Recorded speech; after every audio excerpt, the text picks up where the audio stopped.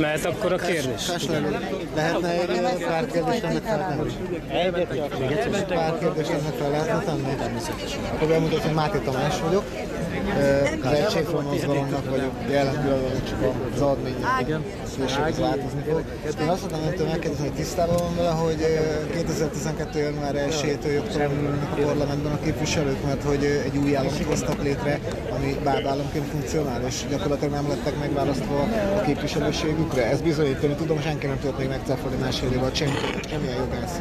Most én ebben azért nem nyilatkoznék, mert hogyha megnézi a honlapomat, akkor ott látja, hogy én már 3 évvel ezelőtt a Hágai Nemzetközi Bíróságra, nem a büntetőbíróságra, amire most megyünk, hanem a Hágai Nemzetközi Bíróságra ugyanez ügyben tettem egy feljelentést. Ez nem 2012 óta áll fenn ez az állapot sajnos. Hanem ön szeretnék ott? Hát sokkal korábban. Tehát egy évszámot tudna mondani ehhez? Mert én konkrétan tudom, hogy 2012. január 1-től történt ebben az országban jogfolytonosságot megszakító alkotmányos fordulat. A jogfolytonosságot megszakító fordulat az korábbra visszavezethető.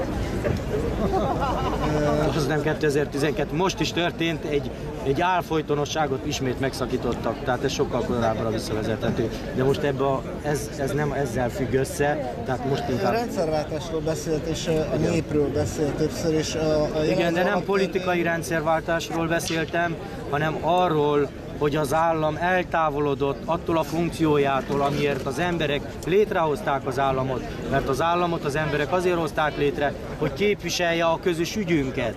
És most egy behajtó szerepet folytat.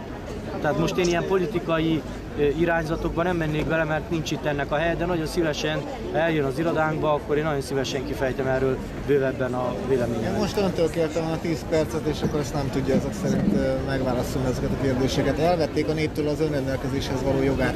Hát ezt önnek, tehát, ha engem így falhoz akar szorítani, hogy mit tudok és mit nem tudok. Nem, képviselni ezt, mert akkor ezáltal... De nincs itt ennek az ideje, tehát most átmegyünk, tehát úgy akarunk lépcsőfokokat felugrálni, tehát egyből a létre a tetejére.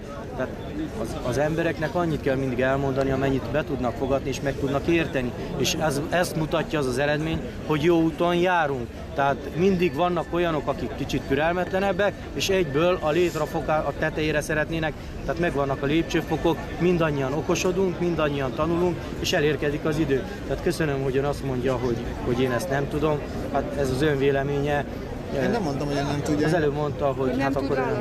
Jó? Hát ő nem tud válaszolni. Rendben, nagyon köszönöm az interjút, legközelebb is várom. Nagyon köszönöm szépen, én is. És akkor elbeszélgethetünk történelemről. Ennyi elég volt. Történelemről, ennyi elég volt. Nekem abszolút. Jó, rendben. Irodában nyugodtabban lehet. Tehát most inkább... A rendszerváltásról beszélt, és a népről beszélt többször, és igen, de nem politikai rendszerváltásról beszéltem. Igen, de nem politikai rendszerváltásról beszéltem. Igen, de nem politikai rendszerváltásról beszéltem. Tehát most én ilyen politikai irányzatokban nem mennék bele, mert nincs itt ennek a hely.